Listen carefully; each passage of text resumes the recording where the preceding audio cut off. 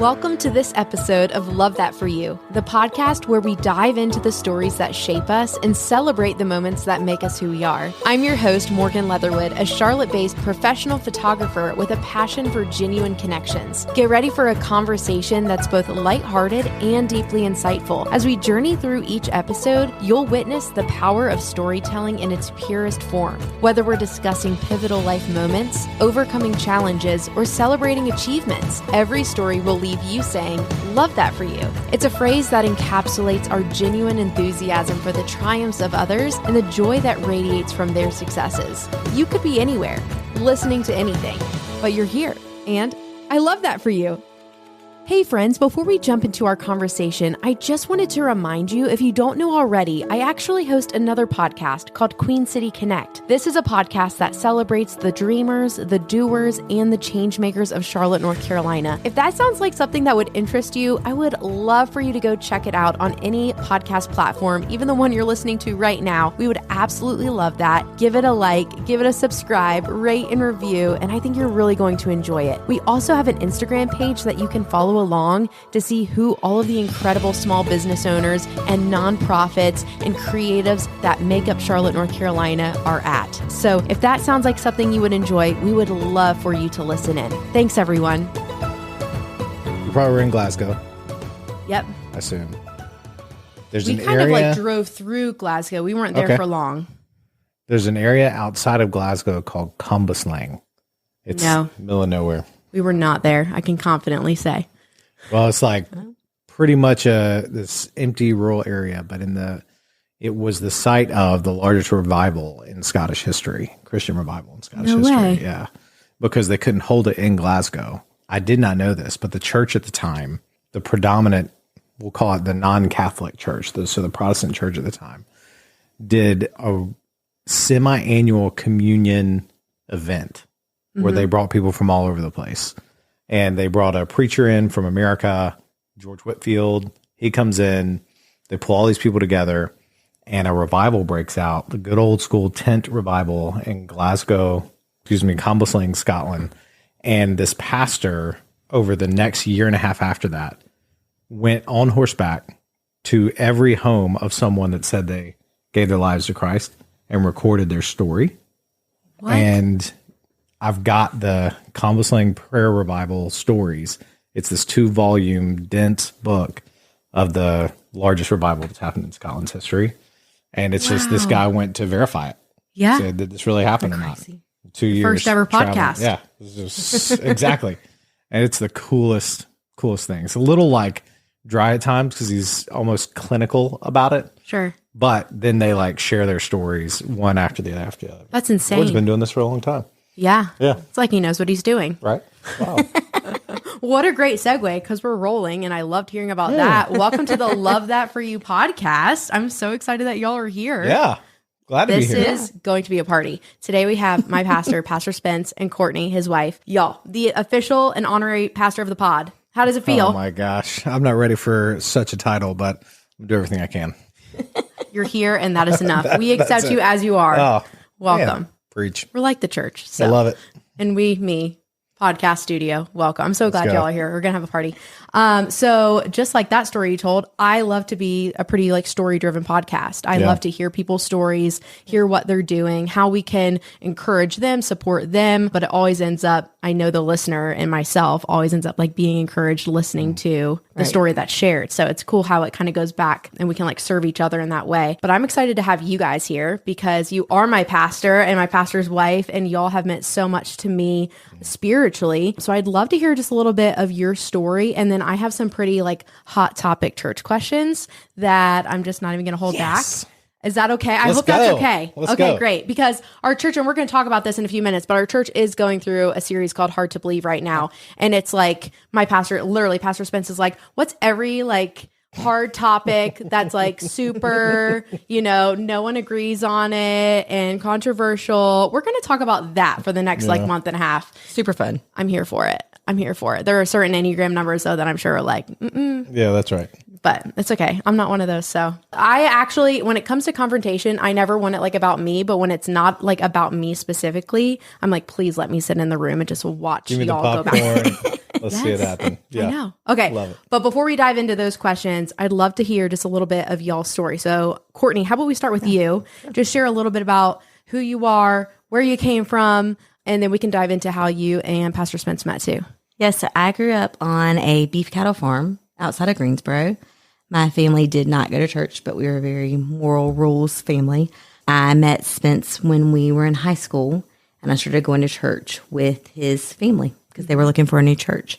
And shortly after, he started his missional dating. So yeah, shortly after, I came to the Lord and went to college at Meredith College while he was at UNC. We dated all the way through, got married right after he graduated because I'm a year older. That's right. Older lady. That's right. Cradle Missional robber. dating. Older lady. Anyways. We found our church that we ended up staying at while we were in college. We went to every church that we could find, trying to find somewhere between Raleigh and Chapel Hill. And we ended up at a church in North Durham. Okay. I guess so that both of us could drive 30 minutes away from where we lived. I mean, that's what it ended up being. You're right. And so we started going there and really grew in our faith, I feel like, at that point. And while we were there was when Spence felt a calling to go into ministry. And so he went to seminary and I paid the bills. For it. Paid all the bills. That's right. We Teamwork both makes worked the dream at, work. Yeah. Older lady, sugar mama, missional dating. You're getting the picture. Great job, basically Spence. who we are. Yeah. But yeah, so we were in seminary and thought we were going to go overseas. Yep. Okay. Yeah. We thought we were going to China and it ended up not being what the Lord had for us. Dude, can you say that? I thought we were going to East Asia. I'm sorry. We can say the country. We're probably good now. I feel like I just steamrolled over like your No, growing You up. can steamroll No, over it's anything. You're doing perfect. great. What else? Anything else about our story? We started having babies and had lots of babies. We had 5 pregnancies in 5 years. So we had 4 kids in 5 years. Spence, during all of that having babies time was when we were seeing a lot of our friends go out and church plant. Yeah. And he kept bringing it up and being like, hey, what if we? And I would be like, oh, I'm pregnant. Yeah. And then he'd be like, hey, what if we? And I'd be like, I'm pregnant. And so after we had our 4th, Hattie, we started really seriously talking about it and thinking about it and praying about it. And I actually started taking steps to prepare for it, even though I didn't realize that's what we were doing. Okay. Like we sold our house and moved to a different house that we were just renting that made us a little bit more transient so that we could then move eventually to Charlotte is where we ended Yeah. up. Okay. Very nice. Spence, what can you let me add to fill that? in the, what can I add to that? You did really well. All right. So, yeah, we're both North Carolina, born and bred, right? This is where we've been. I've tried to get out a couple of times. Didn't work. I'm here for the long haul. And it's like the best state, so it's fine. I really love being here. Go Duke. We were, okay. wow. Listen. Shots fired. Okay. To assert my role as the pastor of the pod here, bring about some podcast discipline. starts Oh, now. my gosh. Oh, man. Your shirt So, is closer to Carolina. Yeah, it Blue is than closer it to is. Carolina It Blue. Good job. definitely I is. received that. All right. So I was at Chapel Hill. Really, I knew that I wasn't going to do 2 things. I was not going to be an accountant or a pastor. And you don't tell the Lord what you won't do. So he had some fun with that. I will not be a millionaire. Yeah, that's the next thing. But yeah, through some just really good discipleship from my own pastor, from our pastor. It kind of brought about in some healthy church setting, healthy church culture and context. Like, man, it actually would be enjoyable. I am gifted and wired this way. And it took some great time in a first in a ministry called Campus Crusade. Now it's called Crew, that wasn't attached to a local church. That actually made me cool with Christians again. That was the bridge it back into the local church. So for those that are like, have experienced church hurt, I have a whole lot of like, that resonates with me because I went through some of that as a younger guy. But then Lord's grace, found some brothers in Christ, and then found my way back into the church. And the church that we were in, that Courtney mentioned, the Summit Church, super healthy. And that was a great place to grow up in the faith in and grow up really in ministry. We were there for a long time, 15 years, and I was a pastor on staff for 10 of those. Okay. And that was, it was awesome. Loved them. When we were sent out, that was like, heard sacrifice called leaving something you love for something you're called to, or leaving something you love for something you love more or something like that. But that was definitely the case with us. We weren't like running from anything. We loved very much the family that we were being sent out from. But it was what God was calling us to. So we came to Charlotte with 30 folks who were also going to move from Raleigh, Durham. Some of them were graduating college and they needed to go somewhere anyways and get a job. And so why not Charlotte? Others who were just picking up their lives and saying, we believe we're called to this as well. There were 30 folks that were here in Charlotte who were like, hey, I think we want to be a part of this. And so the 60 of us planted Mercy Church in September of 2015. We were at a Jewish senior citizen activity center called the Levine Center. The name of the room is the Happy Times Ballroom, which is like, you can plant a church anywhere. Like, if you can do it there, you can do it anywhere. And think of like an old folks YMCA.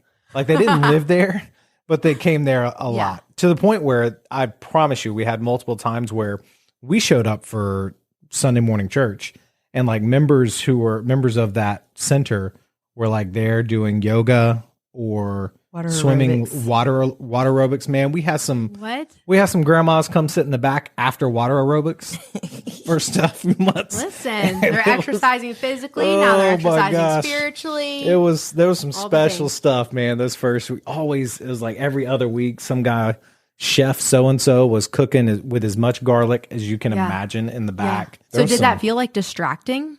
Did it feel like, yes. Yeah. Highly distracting. Yeah. I definitely learned how to preach through things in the Levine Center for sure. And our church was so just durable, through a whole lot of distractions. Never know what we're going to find when we get there to the Levine Center on a Sunday morning. And because it was like a senior citizen center, imagine inviting a couple of hundred people to your grandma's house, and then like you got to clean up afterwards. And grandma likes things back the way they were. So you got to put everything back exactly, or grandma's going to call you and complain. Yeah. Well, that's what we dealt with every single week. So some of our pastors have some rather hilarious stories about one little thing being out of place. So some fun early days. The Lord was really gracious. I mean, we baptized new believers starting our first week, right? It was just the coolest thing. And then saw that continue on till present day. It's been super cool. So that was our start here in Charlotte, and our family, hopping down into Charlotte, trying to learn this area. It's similar, like we're in the Bible Belt still, but Charlotte's about twice the size of Raleigh-Durham, where we had made home. And man, you can feel a little lost in Charlotte, way more than we felt in Raleigh-Durham. Maybe that's because we grew up in a lot of ways in Raleigh-Durham, but Charlotte's just a big city and big to us who didn't know anything bigger. Right. And so that took several years of adjustment. We thought that was going to be, hey, we're here, same kind of people, everything else. It was different. And it's taken a while it's home now, but it took a lot longer than we expected for us to feel like we're at home. Yeah. Was there a place in between the Levine Center and where we are now, or was it just there? No. Okay. It's just there. So while we're at the Levine Center, man, this is a cool God story from Mercy Church. We were praying and looking at buildings relentlessly. And the Charlotte real estate market on the commercial side is just as ridiculous as the, residential, right? Is what I was looking for. So we had gotten outbid on a morning of yet another facility. This is probably like 2 years in. And we're looking for facilities. We're outgrowing it. We're at 3 services, and it's exhausting. A little bit, the setup, tear down life wears on you after some time. So we got outbid, and I was all ready to just sulk. This is Monday morning, 9 a.m., phone call, Spence, we lost the building. And I'm like, I'm just ready to be mad at God for the full morning. I just set aside everything else. I'm just going to be angry. 30 minutes later, Vale Carter calls me. Vale is the head of the pastoral search committee at Candlewick Baptist Church. He said, hey, man, we've been secret shopping your church. Now, their church is about 40 people who are all about 65 and up, right? Okay. So I'm like, well, we are at a senior citizen center. I guess this is easy for you guys to come and secret shop. He says, hey, I'm at this church. We'd love to talk with you about us joining your membership and giving you our building. And I was like, what? Yeah. So what are you doing right now? He goes, I'm not doing anything right now. I was like, sweet. So we met at Panera. Rescheduled your anger at God. Yeah. God, I'm going to be angry at you later. You're clearly doing something. So go over to Panera. We talked for about an hour. Beautiful story of people who are praying for God to change a 25-year-old narrative where they've been on the decline. Okay. And they just want to reach people. Yeah. And they're willing to do whatever it takes to reach people. Wow. So he said, we could just hire a pastor, but what we want to do, we're worried that that's not enough. We want to do whatever it takes. And so this is and I was like, well, you want to go see the facility?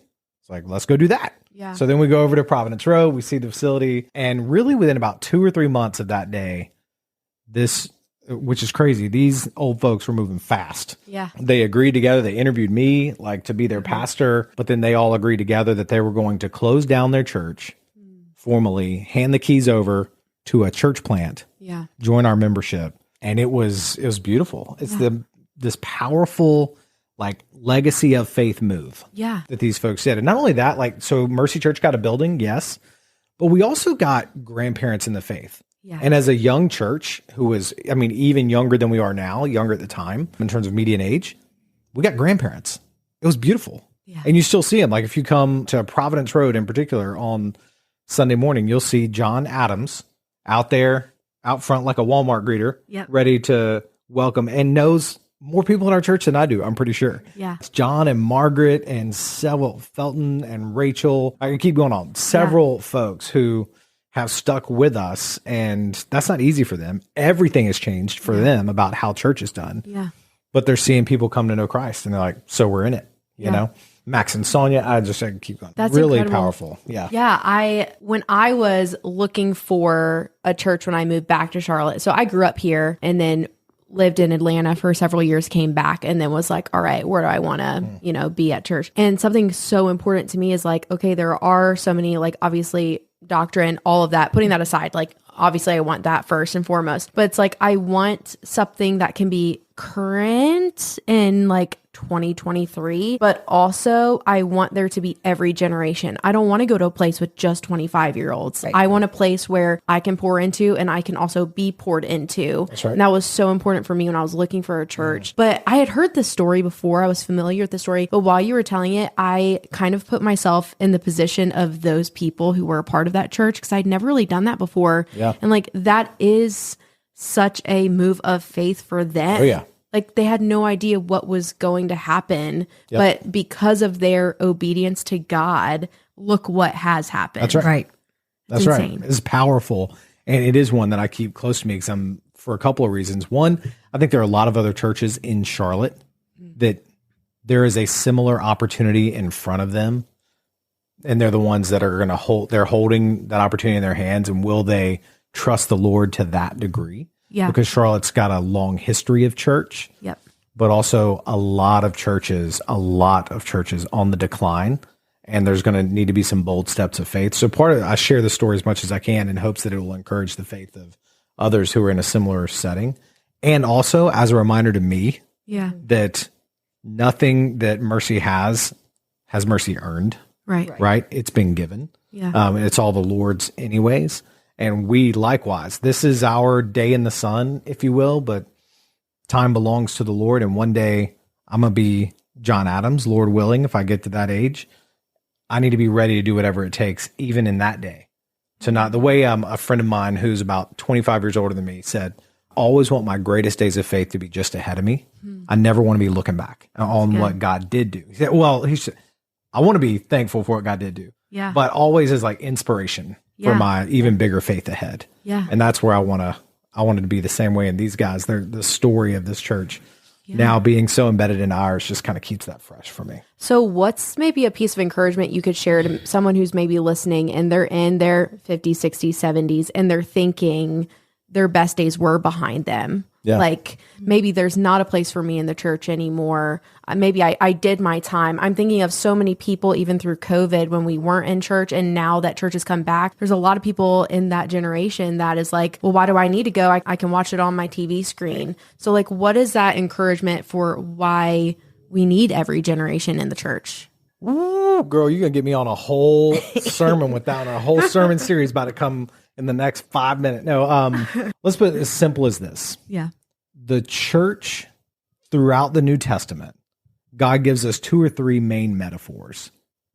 It is, first of all, his bride. Secondly, it's a body.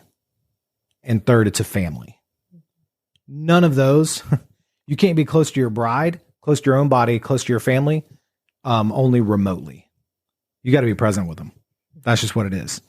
And the biggest thing for those that are 50, 60, 70, that I've even had to like encourage Mercy Church, and it's been really cool to see, is, man, Titus, the Apostle Paul is very clear that older men and women are to disciple younger men and women. Yeah. And more than like what we've seen in previous generations, it seems like for the past 2 or 3 generations, what you're seeing is younger generations eager to be discipled by older generations. That hasn't always been true. And so in fact, if you've got someone who's a boomer, a lot of folks in the boomer years weren't eager to be like, hey, I want to be discipled by someone above me. Yeah. And I'm like, man, I want to call them off the sidelines because usually I don't know how. I'm not equipped, anything like that. I'm like, nobody knows how to be a mom until they're a mom. Yeah. You can read all the books you want to. And then when you're a mom or you're a dad, everything changes a little bit and you just kind of learn as you go. Man, we just need folks to step off the sideline, learn as they go, share what has gone well following Jesus. Where has he shown up? Share those Ebenezer moments where you're like, hey, this was a huge moment in my life. By you sharing that, what you're doing is you're actually taking a step of faith because you're saying, God was working in my life here. I saw him do this. Yeah. And I'm telling that to you to try and inspire your faith. And at the same time, what that's actually doing is that's a step of faith yourself. Yeah. Because you're stepping out and saying, I'm going to share this story because I believe God is still working. And I think even the act of doing that is going to start stirring you up. It's kind of like one of the best things for our marriage is mentoring engaged couples, right? Because we just start talking about the things that have made our marriage work. That kind of ignites fresh fire in our own marriage. Yeah. Same thing with your faith, right?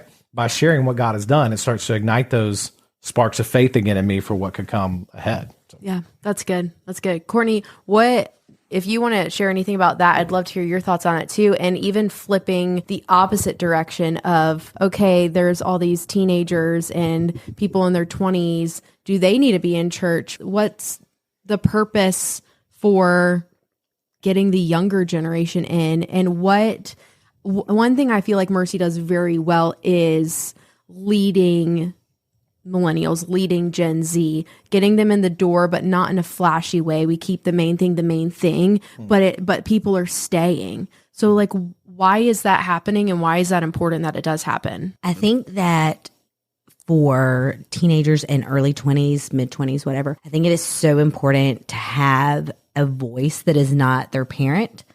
Like we are still the biggest influence in our kids' lives, but we love being able to be at church where there are so many godly people who can talk to our kids, who we can say something to them and they don't hear it. Yeah. But if someone who's in student ministry comes up and says it, it means so much more and it goes so much further.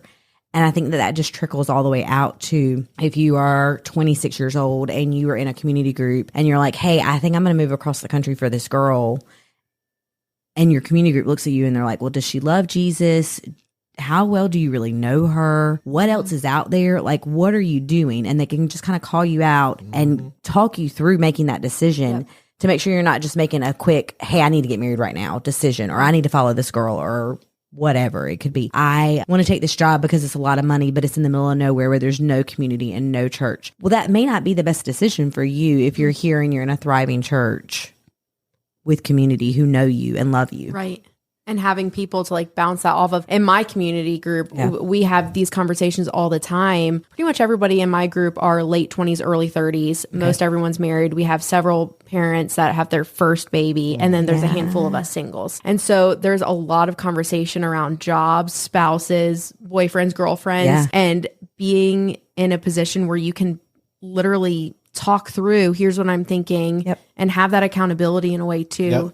Is so helpful. And that kind of goes into discipleship, which I want to talk about, because that is one thing that I feel like Mercy also does really well, and something that I was looking for when I was looking for a church. One of the number one things I wanted was a church that placed an emphasis on community. I didn't want to just go there on Sunday morning and Sunday night, Wednesday night. Like, I grew up with that and that was great and it had its place, but I want more than that. I want a community, because it's just me here right now. So like, I need to be with people more than just Sunday morning at 9:00. Yep. Right. And that's something that Mercy does well. And so I very quickly jumped into a community group. I mean, it's made all the difference in my life. So and you can both speak to this, Courtney, you can go first, but like, how have you seen discipleship and community? Like, how has it made your life better? And then Spence, maybe you can share a little bit more about how like Mercy does discipleship in community groups. But So I'm going to go way back to when we first got married. There was a lady who was on staff at our church at the time, and she worked in like the HR department. So she was not over discipleship or anything like that, but she had felt like the Lord was pressing on her to start a group with a group of women. And she kind of went and asked some women to join her. And I was just like, sure, I'll go to this Bible study. And she sat us down the first night and was like, here's the thing. You're going to be here every week. You're going to come with a verse memorized. You're going to do your Bible study. And I was like, oh, this is not like the Bible study I did in college. This is for real. And I mean, we memorized a verse every week. And then I guess 4 months in, we had to say all of the verses that we had memorized. Oh, wow. In that 4 month period or 6 month period or whatever it was. And then at the end of the first year, we had to do all of the verses that we had memorized that first year. And so it was just like a really serious thing where she took scripture memory important because we were hiding God's word in our heart. But we also talked about real stuff. That is where when Spence and I were struggling to get pregnant, those were the women I talked to, and they prayed over me and they walked us through our struggles. After that group kind of like split off and we kind of went our own ways, those are still like that woman. I call her my mom, my spiritual mother, because I Marco Polo'd her this week to say, hey, how are you doing? This is what's going on with me. I still go to her when we were talking about church planting. Those are the people that we talked to about like, do you see this in us? What do you think about this? Join us in praying with us on this. And so I feel like it starts in such a small group of people to be discipled, but it can just trickle out. I mean, that's what Spence did for 10 years on staff at the summit, was training people and equipping people to disciple, to go to the ends of the earth, to also train people and equip people and disciple them. And I think that's why it's important at Mercy. You can't share that awesome group and not share the name. Oh, we were called the Divas. That tracks. But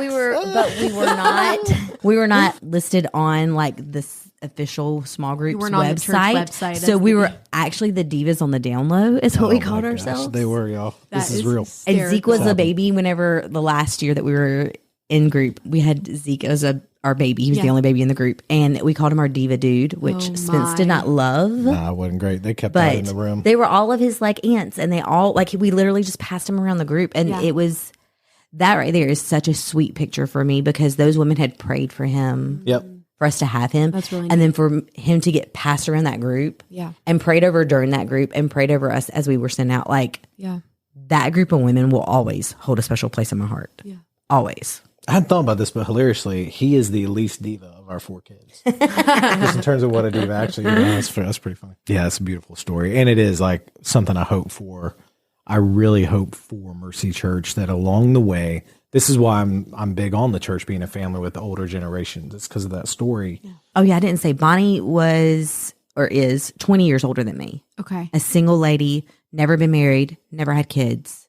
And she sought out women we were in our 20s at that time, early 20s. And she sought us out. And I mean, what lady in her like mid 40s is just seeking out a group of friends that are 20 years younger than her? That just doesn't happen outside of the church, I don't feel like. It's changed a lot of lives and impacted a lot of, I mean, just the discipleship tree that's come off of that step of faith. It's incredible. A lot of fruit.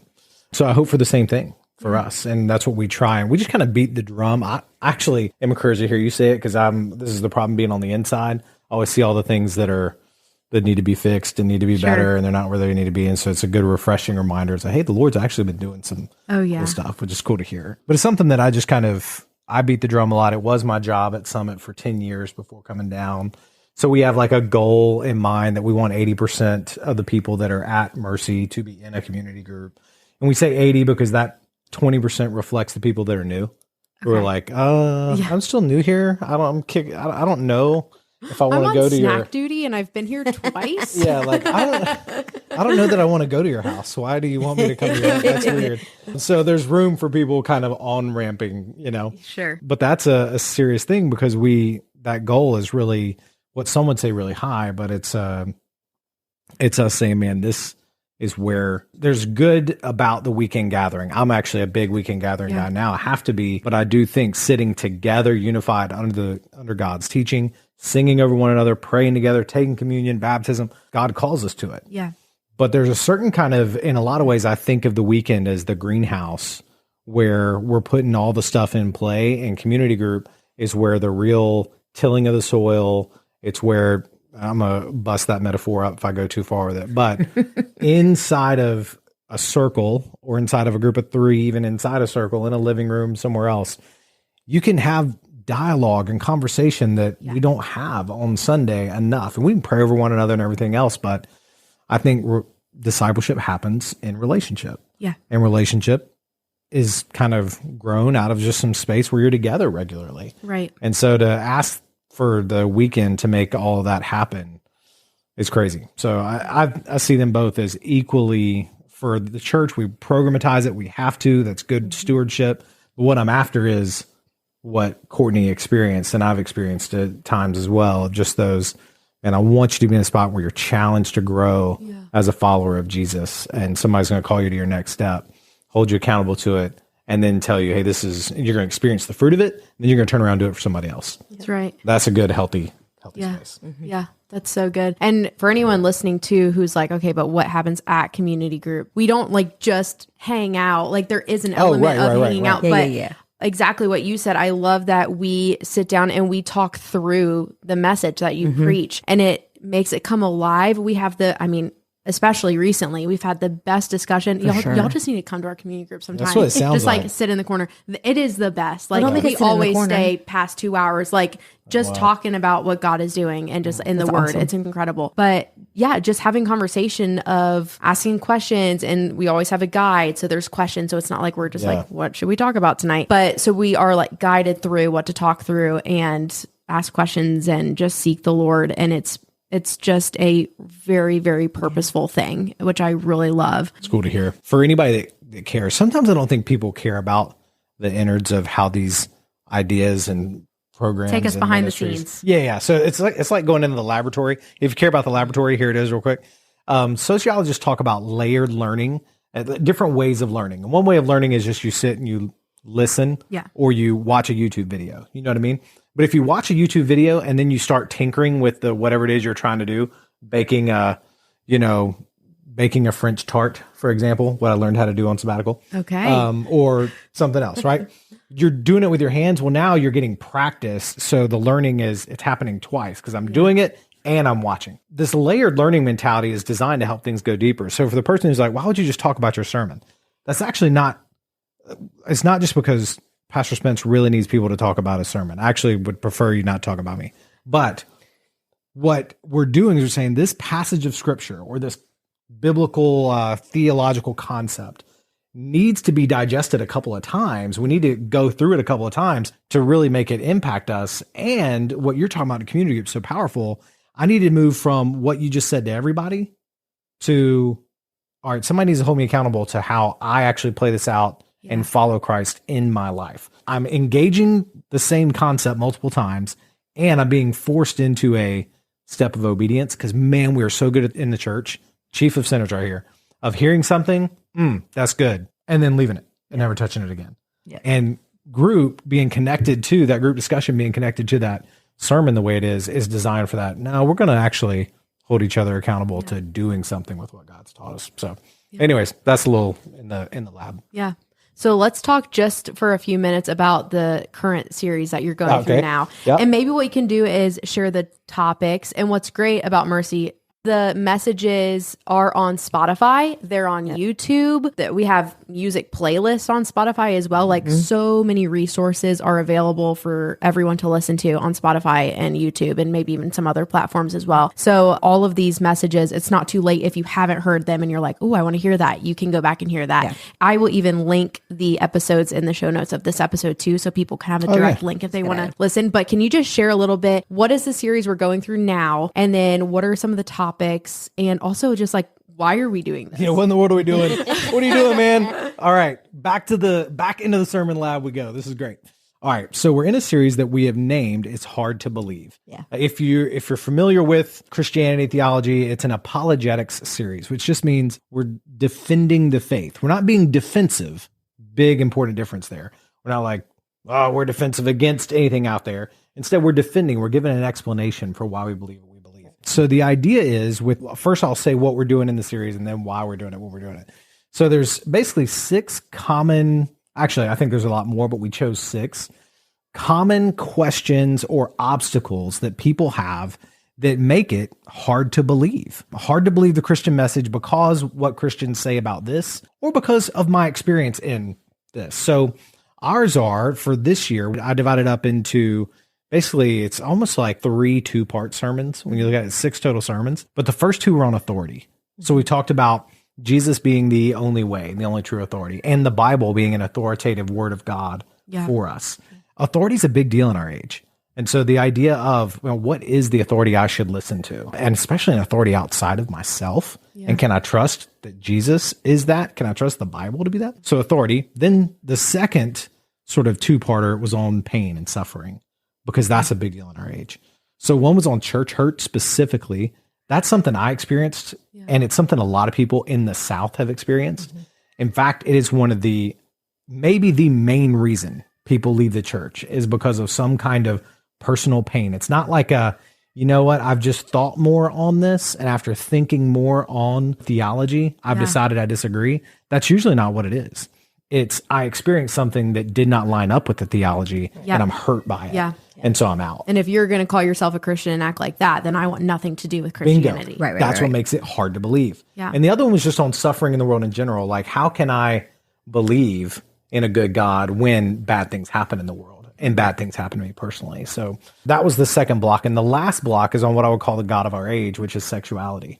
So we talked about just the Christian sexual ethic. We talked about same-sex attraction. And then our last sermon in the series is on gender identity and gender dysphoria, the transgender movement, because that is a big conversation that's happening.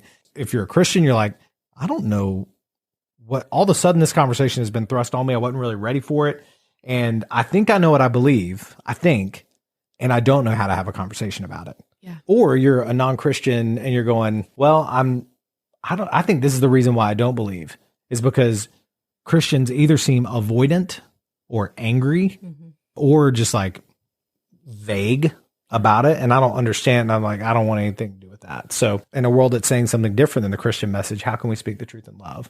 So my goal in all of these is to say, man, we're not here to shame anybody, not here to attack anybody, especially these last two that are very specific when it comes to sexuality, something so personal. We're not out to shame anybody. This is important. We're not good people trying to tell bad people how to behave better. That's not the point. The point is we are redeemed people, broken people who have experienced redemption, trying to tell people about the love and grace of Christ. And we're trying to do so into the cultural moment, because that's what missionaries have always done throughout all of the church history, is saying, here's why we're doing it when we're doing it. If you follow along with Mercy's sermons, what you'll see is that we were in the book of Ephesians. Well, we stopped at the end of chapter 3, because the first half of Ephesians is all about identity. Who are you in Christ? There's very few action steps in the first half of Ephesians. Then we paused, and for 6 weeks we looked at what does it mean to live that identity out in the gray, hard areas of our current day. Because these are timeless truths in Ephesians. What does it look to live and walk in? And what is our identity as Christians today? And then we're going to pick up in Ephesians 4 and go on. And the end of the series is all right, here's how you live in the relationships that are, again, timeless, like that we've always had and will always have. And it's going to be a whole lot of how-tos. And so we pause in the middle to try and say, what does the Christian identity look like in our modern day context? So that's a little bit of the laboratory and what we've been working at. I think if nothing else, it's been food for thought for a lot of folks. And it's something I want to do about every 4 years, 3 to 4 years. The idea being, if you come in as a freshman in college and you find your way to Mercy Church, before you graduate, you'll have had exposure to how to think like a Christian in the modern day that you live in. Yeah. That's so good. Well, I hope I'm still at Mercy past 4 years. So I'll look forward to hearing it again. But that's so good, because it is literally a message for every single person. Because for me, it's like, okay, well, these are my beliefs, but why are they my beliefs? And I can know why they're my beliefs, but then communicating that to someone is a whole nother story. So it's like, how do I communicate the truth in love? And this is like so random, but I am not normally on TikTok, but I made a TikTok account because I'm learning how to golf. And so I made a golf TikTok account. Very cool. I heard you're learning to golf too. I too. Anyway, when I'm on, it's because I'm like loading a video for golf or something, but I will come across, there's different like live TikToks of people and they just have like these controversial topics and they'll have people call in to say like, why is this okay? Why is this wrong? And then they're always picking these big topics like what we're talking about at church. And sometimes I'll listen in and I get so angry at it because everyone who like calls in, they just say like, I believe this. And they're like, okay, great. Why? And they're like, well, it's just what I believe. And it's like, okay, but why? And like, no one knows how to defend what they think. So then it's like, well, how are you ever going to be able to share love and encouragement to other people if you can't even defend what it is you say you believe? And then there's people on the other side who are like, I don't know what I believe, or I feel like I'm here in life. Show me, just show me. I just want to learn, you know? So it's people on both sides for sure. Oh yeah. I mean, there's a great book by Rebecca McLaughlin, and it's called The Secular Creed. And by the way, it's a great book that is only about 60 pages. But one of the things she says is when you divorce reality from an absolute truth, all you're left with are stereotypes. Well, these things are true because that's the way they are. Yeah. Or you're left with just relativity. This is how I feel, so therefore it is true. It's like you need absolute truth, or you have this sense of what I feel is true. Yeah. But then when my feelings change, now truth has changed. Yeah. Which is to me a terrible weight to put on myself. Yeah. To like have to redefine truth and redefine my identity potentially every day or even every moment of every day. Yeah. I'd much rather have an absolute standard that I can go back to. I've heard it said like your feelings are okay and valid. You can let them ride, but don't let them drive. Yeah. So it's like acknowledge they're there. That's fine. But they're not driving the vehicle of your life. So you're going to stick to truth. So if we're going to stick to truth, we need to know what that truth is. Yeah. So I was discipled in something called the fact, faith, feelings train, right? So fact is the engine that drives, faith sits next, and feelings ride in the back. That's so good. That's so good. I feel like, I'm not even gonna lie, I feel like there's like, maybe I'm over spiritualizing, but I will see things like this and be like, is this spiritual warfare? Because I feel like it is. Well, there's a reason Ephesians 6 says put on the full armor of God, right? Yeah. There's a reason Peter says be ready in season and out of season. Yeah. I mean, there's a reason Peter says the devil is prowling around like a roaring lion looking for someone to devour. Yeah. Lion always on a prowl, right? Yeah. Unless he's eating, he's on a prowl. Yeah. And so I don't think it's crazy. I think when we can over spiritualize sometimes our own sin and try to make our sin into that's the devil attacking me. It's like maybe that's your sinful flesh, right? And you need to you should turn Netflix off and go to bed and get more than 5 hours of sleep at night. Yeah, so maybe don't put everything on the devil, right? Yeah, but I totally I feel that. So again, everyone can go listen to these messages too. Are there any other resources on the top of your mind for someone who wants to learn more about either like the authority of like, how do we know the Bible's true or anything of the current day and age? Yeah, great question. Okay, I'll rattle through these and we'll see how we can help folks get them. But the Canon Revisited by Dr. Michael Kruger, who preached for us in this series, it's his book on it. He also, I want to say his book is also How to Stay Christian in College is another book that he just recently put out. We gave that book to a bunch of grads that we knew who were going into college to read before they went to college. Okay. Yeah. So either one of those would be great when it comes to Canon Revisited is like, oh, I want to get into the like dense concepts. Yeah. It's fantastic. Yeah. How to Stay Christian in College. You could replace in college with in the world we live in today. Yeah. And I mean, some of the examples are a little specific to the college classroom, but otherwise concepts are all, it transfers. In terms of sexuality, Nancy Pearcey, okay? Nancy Pearcey wrote a book called Love Thy Body, and it is fantastic. Yeah. It's going to give you the full treatment on why Christians believe what we believe about gender and sexuality. Okay. She's a genius and a really good writer who's really accessible. Also, Rebecca McLaughlin, who I mentioned about the Secular Creed, she wrote a couple of books that are really strong on just hard questions. So if you're looking for, man, I want a hard questions book that's likely to address whether it's race women, sexuality, gender, exclusivity of Christ.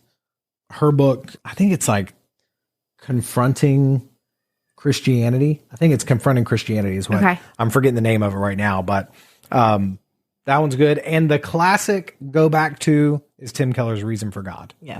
Tim Keller's Reason for God and Making Sense of God. Both of those, Reason for God came 10 years before Making Sense of God. He said if he had to do it again, he would have flipped the order that he wrote them. Really? Yeah, because he had too much presupposition that you believed in God in the first one, that he would go back and say, let me actually make sense of why God is something you should believe in, which he did later, and he said he would reverse it. Okay. Yeah. But those are some that's super helpful.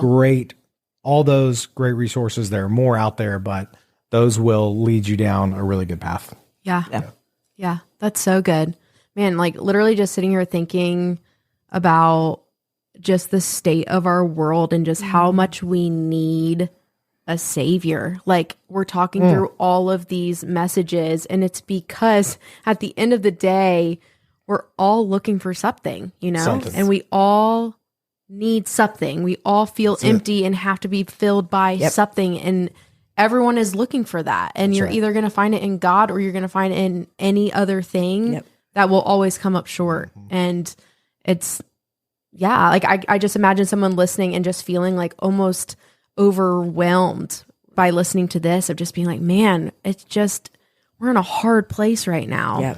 And even more reason that we need each other. We need the body. We need to be in a community of like, hey, I'm in this with you. It's insane. Like, I just feel like now more than ever, we need the local church. Yeah, for sure. I love what you're saying. I'm going to give you a sneak peek at the sermon, because by the time this is out, the sermon will be preached. This weekend I'm going to talk about Acts chapter 8, the Ethiopian eunuch.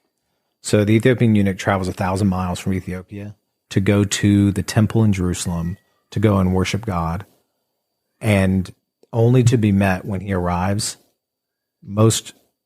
All historians say this is what had to have happened. It's the only way it could have happened. He's going to be greeted by a sign over the temple door that says no eunuchs allowed. So he turns, having traveled all that way, turns back, and on his way back, he's reading Isaiah. Don't know how he got it, but he's got it. He's reading the prophet Isaiah, and God sends Philip away from a thriving ministry out into the desert 60 miles to meet up with this eunuch, a eunuch is one who has basically been castrated. So they have no gender identity in terms of the way in the modern day language, right? God sends Philip out to this eunuch to explain what he's reading. And he's reading Isaiah 53, and right after that in Isaiah 56, where of course they go to next. Isaiah 53 is all about the suffering servant. Who is it? It's Jesus. Here's this eunuch looking for God, and God sends Philip out in the desert to show him God from the very thing he's reading, to show him Christ. And Isaiah 56 is going to say, I'm going to give eunuchs a better name than sons and daughters that you'll have in the kingdom with me. And the beautiful thing, and he becomes the first Gentile convert to Christianity. Right. Is this Ethiopian eunuch who feels like there's no place for me because of what I'm going through. I should say, I don't know if that's how he felt, but who at least the setting is there for, man, I'm not. It would make sense for him to feel that way. I'm an outcast. Outside. I'm an outcast. I'm an outsider looking in, and that's who God grafts into the family and says, I have a better name than even son or daughter for you. Yeah. And it's just a powerful reminder of, if you feel like you're on the outside because of your experience, that's where God is. Yeah. And that's who he goes to, and who he goes to crazy lengths to bring in. Right. Yeah. He takes the insider, Philip, sends him outside into the desert to bring the outsider in. Yeah. It's just a beautiful thing. Like, there's no one who is too outcast, no one whose experience is too messed up to find the grace of God. And in fact, God goes after them. Yeah. Yeah. That's the story of Scripture. Pretty awesome. That's who the church is. Yeah. Right? It's pretty cool. Yeah, that's amazing. Just, I mean, the picture of whatever place you find yourself in, no matter what you've done, instead of maybe someone's mindset is like, well, God is a judge and God is perfect and God hates sin, which is true. All of those things are true. But also, he wants to sit down with you and be like, hey, man, I get it. It's hard. but I have a better way. Yep. You know, like he goes to the outcast. Yep. So if you feel like you're out there and everything is wrong, you are in the perfect place to find God. That's right. Yep. That's so, man, that is so good. That is so good. Yeah. Courtney, is there anything else you want to share on that? I think he kind of covered all that. Well, this is all like we could just keep going I'm forever. just in it right now. This is the sermon that specifically Yeah. the content I'm like swimming in this week. So you know, that's so good. That's so good. Well, I have one final question for both of you that we have to answer before we end this podcast. Are you ready? Yeah. Because the podcast is called Love That For You. I need to know what you're loving right now in life. It can be anything. What are you loving right now? Besides sips and dips, because Courtney did go get us sips and dips, Yes, I which do was love sips and dips. the best. Something that I'm loving right now, this is going to be real dumb, but There's no dumb answer. It is what we need in our life to keep our family going. Sunday nights, we do an at-home date night. I love that. And, well, it's also our business meeting night because we calendar. It's true. We calendar and try and figure out all the pieces of the puzzle to make our life work. Okay. And so I'm loving that right now. Just having a plan is really great when you have 4 kids going in 4 different directions and he goes in a different direction and I go in we've got to have a little bit of organization. Yeah. That's great. So yeah. Man, that's a calendar really good meeting. one. Yeah. Calendar meeting, weekly calendar meeting. Such a I can nerd. confidently say no one has said that yet on the podcast for what they're loving in And probably life. But I nobody love ever that will. for you. Thank you. There's no shame here. I wanted something fun. Because I know you asked this question. So I wanted something fun. How about but- we plan a girls' night? Yeah, let's Like do a that. fall girls' night. Courtney, you need a girls. If calendaring is fun, oh my gosh, cry for help. We need a girls' night. She's like, This is her Kinda code that twitching a she's little been bit. kidnapped. Oh my gosh, Somebody save her. that's funny. Man, What loving. are you gonna say? That's a lot of things that I'm loving. Okay, let me give you a golf one. All right. okay. This is so specific. It's like I don't know who will be able to like benefit from this. The PGA Superstore. Yeah. Right down the Love road. it. Yes. Have you joined the PGA Superstore? No. Did you know it has a membership? No. And for what I believe was $120, you can join for the year, which means you can use their hitting bays unlimited amount What? for 12 months for 30 minutes at a time, which means all that technology and everything, Yeah. you can go in there all winter long while we can't go outside and play golf. Oh my goodness. You can go in there and hit You balls. just sold me a membership. Right? It's the Wow. best. So what I'm loving is I'll either go into work a little bit earlier or I'll leave work a little bit early when days I'm over at the office and just I'll book it a day in advance and you just book your time, whatever time slot you want. Or they got a walk-in bay too. Yeah. That's usually open. Okay. And I can go hit balls, I mean, for free, but compared to any driving range, yeah. by the time a year is up, you have just like saved yourself tons of money and still gotten all the And technology. so much of golf is just getting out there and just swinging. Repetition. Just gotta Right? keep swinging. So I am loving golf, and that. Why are is we like- loving golf, Spence? Like, what is Okay. it about golf that we are loving? Because I am addicted to it, and I'm a very extroverted person. I've never been like a golfer before, but there is something about swinging a golf club and being on a golf course that is just like this serenity, maybe feeling. I don't know. I love it. So when I was on sabbatical, I was like, I'm either going to get into hunting, fishing, or golfing. Okay, I'm so glad I you love chose golf. outdoors. And the reality is, man, That there's beard, though, something- looked like you were going to pick hunting. That beer, yes. hunting, homelessness, something like that. It got real gnarly in some spots. There wasn't but- really anything in season for you to hunt. Yeah, that's true. Okay. So I ended up just, for me, walking. I like to walk and I like to ride. I will if people are riding, but I prefer to walk. And if I can go walk a golf course in the morning alone, it's like a prayer walk, but I also have the competitiveness in me has a score. Yeah. You know what I mean? Yeah. Tell everyone your Enneagram number. It's a hard 3. Yeah. Like I didn't, If you couldn't in tell. fact, I'm such a 3 that I'm frustrated that is a bronze medal. We should be number 1 because we're the achievers. I can't believe they made us a number 3 on this stupid thing. My It goodness. should clearly be number What I 1. do with. Well, and as a 7, I love my number because isn't that God's favorite number? We're here to party. That's right. So I think just being outdoors, but having some kind of thing to do, you can do it with others or you can be on your own And you can always get better all the way up until, but you don't have to be a crazy athlete. You know what I mean? Yeah. You don't have to be a crazy athlete to do it. It's like, can I count this as exercise for the day? Because I want to, Right. but I don't know. It takes, that's why I walk. It's to try As I and get in the golf justify it. cart with my Snickers. And Yeah, it's like, exactly. I don't know. Like, yeah, it's a lot of fun. I don't fully know, but I'm in it. I'm just embracing it. Yeah. I enjoy golf. Yeah. And I'm down to play whenever I can. All it's right. fun. Yeah. That's so fun. Last week I got my first ever par.